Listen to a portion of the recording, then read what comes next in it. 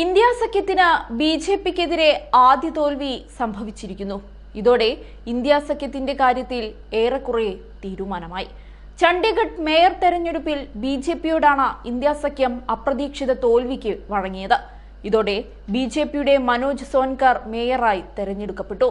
ആം ആദ്മി പാർട്ടിയുടെ കുൽദീപ് കുമാറിനെയാണ് സോൻകർ പരാജയപ്പെടുത്തിയത്. കോൺഗ്രസും ആം ആദ്മി പാർട്ടിയും സഖ്യമായി മത്സരിച്ചാണ് ബി.ജെ.പിയെ നേരിട്ടത്. ഇന്ത്യ സഖ്യം എൻ.ഡി.എക്കെതിരെ നടത്തുന്ന ആദ്യ പോരാട്ടമായും ഇതിനെ വിലയിരുത്തിയിരുന്നു. നിതീഷ് കുമാർ സഖ്യം വിട്ടതിന് പിന്നാലെ ഇന്ത്യ സഖ്യം നേരിടുന്ന തുടർച്ചയായ രണ്ടാമത്തെ തിരിച്ചടിയാണിത്. 35 അംഗ മുനിസിപ്പൽ കോർപ്പറേഷനിൽ ബി.ജെ.പി 16 സീറ്റുകളാണ് നേടിയത്. 8 വോട്ടുകൾ അസാധുവായി. വിവിധ പദവികളിലേക്ക് എ.പി കോൺഗ്രസ് സഖ്യം സ്ഥാനാർത്ഥികളെ പ്രഖ്യാപിച്ചിരുന്നു. കുൽദീപ് കുമാർ മേയർ സ്ഥാനത്തേക്ക് മത്സരിച്ചപ്പോൾ കോൺഗ്രസ് സീനിയർ ഡെപ്യൂട്ടി മേയർ എന്നീ പദവികളിലേക്കാണ് സ്ഥാനാർത്ഥികളെ നിർത്തിയത്.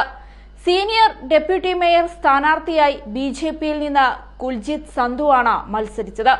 കോൺഗ്രസിന്റെ ഗുർപ്രീത് സിംഗ് ഗാബിക്കെതിരെയായിരുന്നു മത്സരം. ഡെപ്യൂട്ടി മേയർ സ്ഥാനത്തേക്ക് ബി.ജെ.പിയുടെ രജീന്ദർ ശർമ്മയും കോൺഗ്രസിന്റെ നിർമ്മല ദേവിയും തമ്മിലായിരുന്നു മത്സരം. ഈ സ്ഥാനത്തേക്കുള്ള തെരഞ്ഞെടുപ്പ് ഫലം പ്രഖ്യാപിക്കുന്നതേയുള്ളൂ.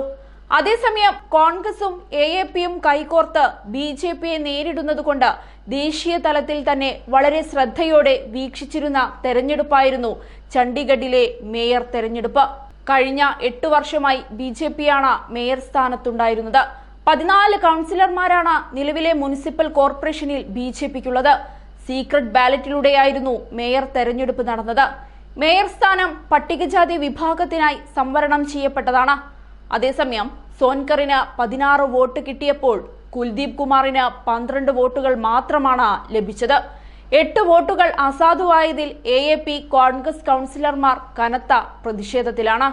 ബി.ജെ.പി ചതിച്ചതാണെന്ന് ഡൽഹി മുഖ്യമന്ത്രി അരവിന്ദ് കെജ്രിവാൾ ആരോപിച്ചിരുന്നു. തെരഞ്ഞെടുപ്പ് നടപടിക്രമങ്ങളിൽ അദ്ദേഹം അതൃപ്തിയും അറിയിച്ചു.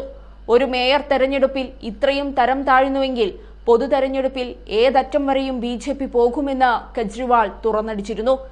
ഏതായാലും ഇതിനും വലിയ കളികളായിരിക്കും ലോക്സഭാ തെരഞ്ഞെടുപ്പിൽ നടക്കാൻ പോകുന്നതെന്ന് നിസ്സംശയം പറയാം. ലോക്സഭാ തെരഞ്ഞെടുപ്പിൽ കൂടുതൽ സീറ്റുകൾ നേടാനുള്ള ശ്രമങ്ങൾക്കായി ബി.ജെ.പി ഇപ്പോഴേ ചരടുവലി ആരംഭിച്ചിട്ടുണ്ട്. രാമക്ഷേത്രമായിരുന്നു ഇതിന്റെ തുടക്കമെന്ന് ബി.ജെ.പി നേതാക്കൾ തന്നെ പറയുന്നുണ്ട്. രണ്ടാമത്തേത് മാസ്റ്റർ സ്ട്രോക്ക് ആയിരുന്നു. നിതീഷ് കുമാറിന്റെ വരവോടെ ഇന്ത്യ സഖ്യത്തിന്റെ അടിത്തറ തന്നെ തകർന്നുവെന്നാണ് ബി.ജെ.പിയുടെ വിലയിരുത്തൽ.